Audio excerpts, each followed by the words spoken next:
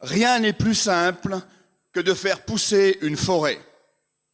Ne croyez pas ceux qui vous disent que c'est compliqué. Je sais de quoi je parle parce que moi, je l'ai fait. Tel que vous me voyez là, j'ai fait pousser une forêt. D'abord, il est inutile de planter des arbres. Il suffit simplement de les laisser pousser. 20 petites années de négligence coupable suffisent à créer une authentique forêt. Un gland dans une fiente de jet est plus efficace. Pour obtenir l'imposante ramure d'un chêne, point besoin n'est de se mettre en peine. Un gland dans une fiente de jet est plus efficace que la bêche du jardinier le plus opiniâtre. Les poètes, chaque printemps, clament des vers déchirants sur la blanche pureté des fleurs du merisier. Mais ce blanc éclatant, ils l'ignorent souvent, ils le doivent à la crotte qu'une fouine a déposée.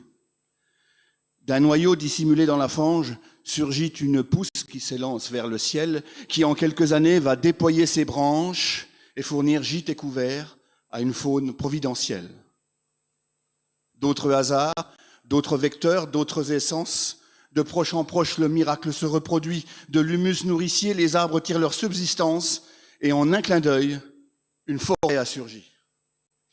Et une forêt avec tout ce qu'il faut dans une forêt, hein, avec des ronces pour vous déchirer les mollets, avec des noisettes et des champignons à cueillir, des renards pour rôder, des chevreuils pour bondir, ça et là des gastérupions à javelot, avec un peu de chance des citelles torche-peau, des piques-pêches pour marteler les troncs, des fleurs odorantes, des nuées de papillons, des geais pour s'alarmer, des blaireaux pour creuser, enfin tout ce qu'il faut pour faire une forêt. Sans qu'une seule fois l'homme ne soit intervenu, toutes ces merveilles ont émergé du néant.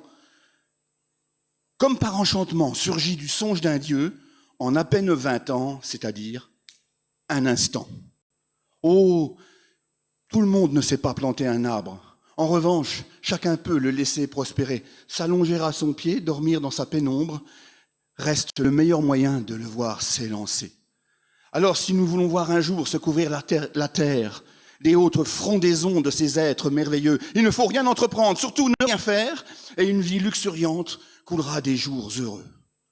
Alors, vive les fainéants, gloire aux paresseux, qui sans complexe laissent pousser les forêts, sans jamais se risquer aux gestes malheureux qui pourraient compromettre la croissance des futaies. En préservant ces géants débonnaires qui nous fournissent l'ombre où nous reposer et qui silencieusement renouvellent notre ère, seule la fainéantise sauvera l'humanité. Seule la fainéantise sauvera l'humanité.